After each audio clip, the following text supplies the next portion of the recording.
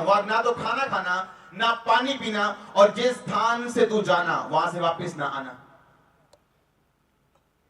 अगर तू बाएं खामरा नकोदर में गया है तो यहां से वापस मत आना, घूम के उधर से फगवाड़ा से घूम के वापस आना, नकोदर इसी रास्ते से वापस मत आना। और रास्ते में ना खाना खाना, ना पानी पीना, और जो काम मैंने तुझे करने के लिए भेजा है वो करके वापस चले आना।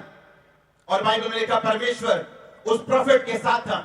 जब वो राजा के सामने गया और अपना मैसेज दिया, जब राजा ने उसे पकड़ने के लिए हाथ डाला, उसका हाथ सूख गया। आप सब घर जाके स्टोरी पढ़ना, जो काम की बात है मैं उस पर आ रहा हूं। जब हाथ सूखा, राजा को पता चल गया कि परमेश्वर इसके साथ है। उसने अपना काम किया, लोगों ने तौबा की, वापिस आ रहा था किसी और रास्ते से।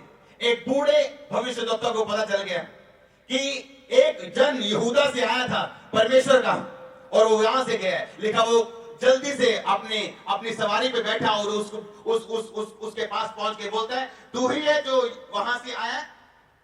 कहता हाँ मैं ही हूं। कहता परमेश्वर ने मुझे भेजा है। कहता चल मेरे घर में और कुछ खा ले, कुछ पी ले, चल आजा।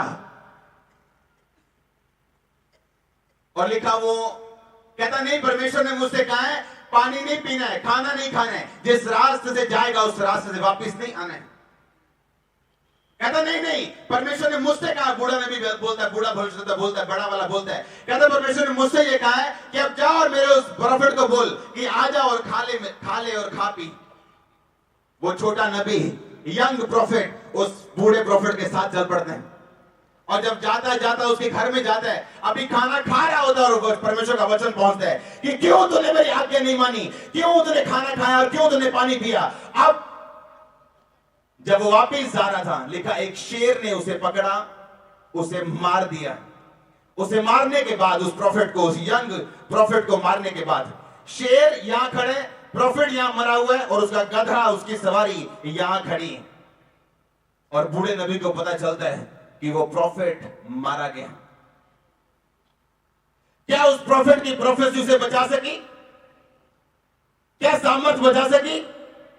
क्या उसे जब प्रार्थना करनी चाहिए थी, उसे इस विषय के लिए करनी चाहिए थी कि परमेश्वर जब शैतान रोटी और पानी लेके मेरे सामने भरवाने के लिए मुझे आए तो मुझे बचा के रखना। वो यंग प्रोफेट जानता था कि ये परमेश्वर का नहीं, ये शैतान का वचन है, लेकिन अपने शरीर के विनाशा के कारण उस बूढ़े प्रोफेट के पीछे चला गया वो। और अभी खाया ही था, आवाज आई, अब तो गया। आपका बिगेस्ट, आपकी जिंदगी का सबसे बड़ा पॉइंट, आपका जो बच्चा नहीं हो रहा 17 साल से, वो पॉइंट नहीं है। आपका ये पॉइंट है कि आप परमेश्वर में सदा बने रहें, अड़े रहें और खड़े रहें। आपका ये पॉइंट है कि आप प्रार्थना में सदा बने रहें और परमेश्वर में बने रहें। आपका ये पॉइंट है कि आप परमेश्वर की मर्जी को सदा अपनी जिंदगी में पूरा होता हुआ देख सकें।